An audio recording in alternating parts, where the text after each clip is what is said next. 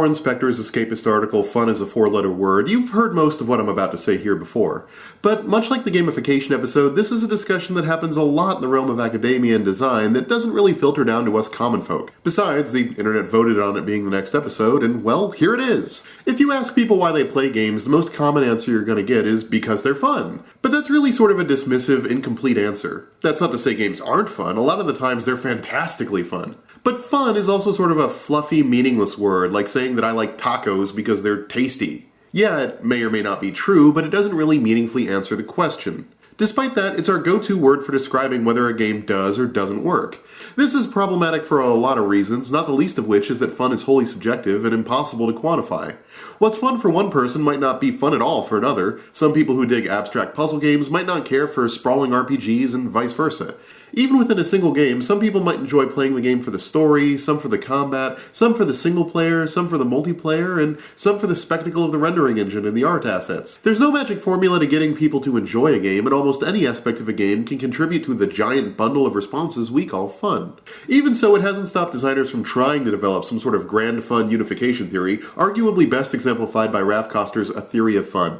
It's probably the most well-known book on the subject of engineering fun in video games, but to successfully make its arguments, it ends up alarmingly reductionist in its views of what games are and what makes them enjoyable in order to postulate on what makes them fun. Koster posits that fun in games is the slow mastery of pattern recognition inherent in the way a system behaves, and that as long as the challenge and complexity of the game's patterns manages to scale with the player's mastery of those patterns, the game will remain fun. And this idea actually isn't that bad when it comes to balancing a game like Rock Band or Super Meat Boy or The Legend of Grimrock.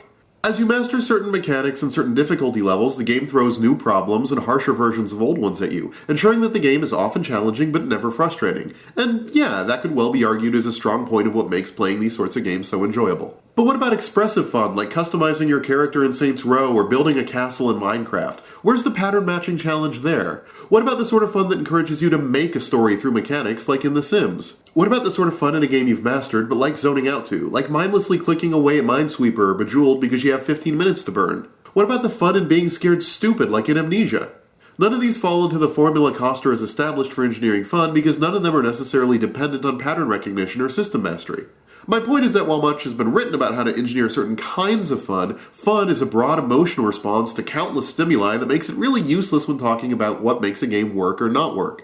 The result is that the word is more or less devoid of utility as a term for developers and designers. Fun can't be baked into a design doc, and no one talks about upping the amount of fun in level 3. In practice, fun is usually chased through feeling it and coaxing it out of the design rather than baking it right in. And that fun feeling can come from any number of unexpected sources. Like how The Sims started as an architecture simulator that turned into a soap opera narrative generator when the AI patterns of the people living in fake houses proved far more interesting than the houses themselves. So the word is sort of meaningless in most contexts, but the broad, ambiguous subjectivity of fun is probably most abused in the realm of game journalism. The word pops up all the time in the field, from game reviews to Gama Sutra posts, and almost always as if it's as quantitative as asking what the temperature is outside. But it just isn't that simple. If I review a game and say, gee, it really is fun, you guys, without explaining how that feeling gets elicited from me, I've effectively given you no useful information about the game. And if I do tell you how the game got me to enjoy myself, then I don't need to tell you whether it's fun. My 6 paragraphs about how the game made me feel should tell you if I found the game fun or not. Much as in the realm of game development and design, in the realm of game journalism, fun doesn't have much utility. But more than being impossible to meaningfully recreate and discuss, fun is limiting and inhibitive to games as an expressive medium given that the medium's audience expects to get it as an emotional response.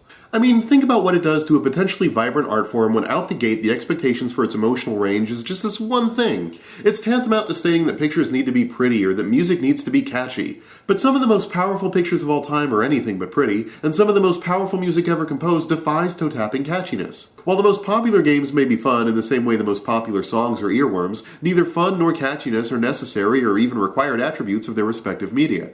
Take Terry Kavanagh and Inkra Pear's Ihawa.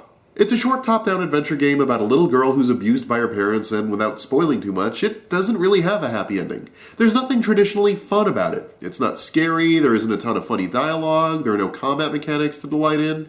It's an experiment in presenting a dramatic narrative in a game space, and whether or not you find the results to your tastes, there's no denying that while it isn't fun, it's certainly captivating. Or look at the admittedly ham-fisted but the never less prescient September 12th, which asks players to shoot or not shoot terrorists, only to find that interaction with the system is itself inherently harmful. You can't win, and every time you try, your situation gets worse. But because it's about a contemporary and relevant topic to modern society, it's certainly a game that holds your interest long enough to make its point.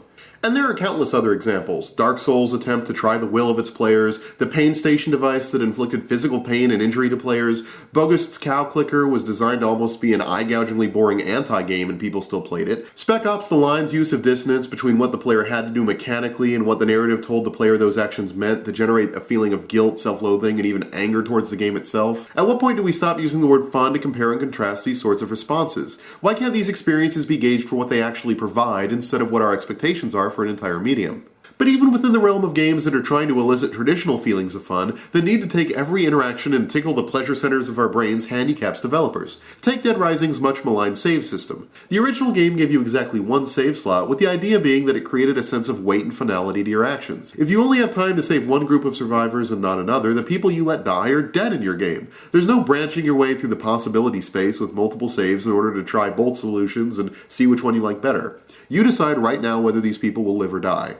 Or if you spent too much time experimenting with photography or exploring the mall and ran out of time to save people, you might put yourself in a situation where you couldn't beat the game and would have to start over if you wanted to try to generate a different outcome.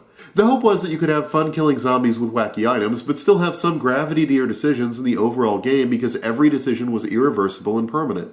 And gamers hated it because it meant there were times they couldn't rewind to ensure a perfect score, or had to live with saving their character progression at the cost of NPCs' lives. It was a mechanic that was interesting, gave weight to gameplay, forced players to think about their actions, and they rejected it outright. They raised such a stink that Blue Castle, the developers of Dead Rising 2, quote-unquote fixed the problem and gave everyone 3 save slots.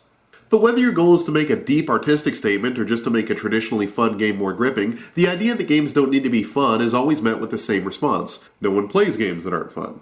But really, I think that statement comes about both because fun is the predominant emotion that the majority of games try to evoke, but also because fun is such a blindingly broad category that it more or less overlaps with what games really need to be in order to have people play them: useful and engaging.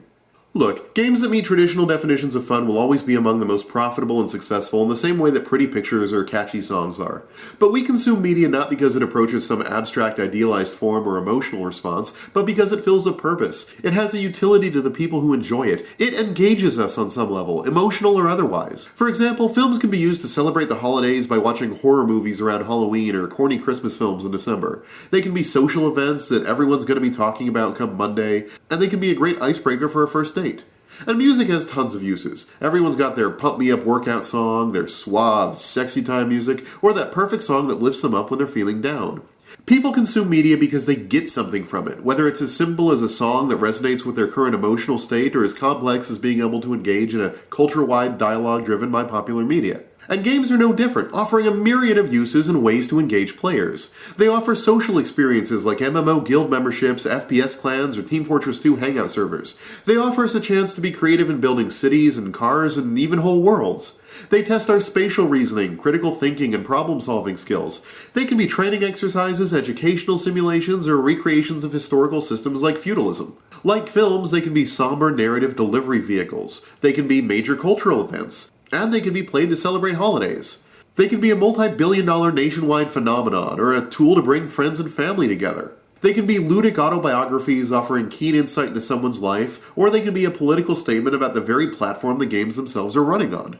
But despite their ability to fill all of these roles, and tons more I haven't named, games have been burdened in the popular conscience with just one, that of simply being fun diversions. And that role is at best tangential to, and at worst directly opposing, a lot of those other really cool things games are capable of. To single a random game out, DayZ isn't fun. It's dark and depressing. Most of the gameplay is abject boredom punctuated with a few moments of intense fear, confusion, and stress.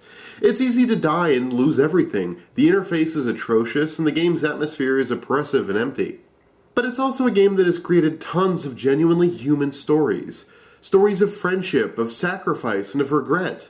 People have befriended others only to separate from them and days later shoot their former friends in self-defense. Some players learn that trusting others is the only way to survive, while others learn that trust is a weakness. It's a game where the simple act of sharing a can of soda confers genuine kindness and meaning. But it's also a game where, if raw unfiltered fun was the game's only goal, all of that meaning would be quashed under awesome ways to kill zombies, or streamlining the experience to remove all of the banal parts of the game that give everything else its meaning. And really, that's the danger with fun. When games can elicit it from you, that's fantastic. But we also need to be able to look past petty amusements and want for games that fill other roles, or we're going to be enjoying games straight into irrelevance.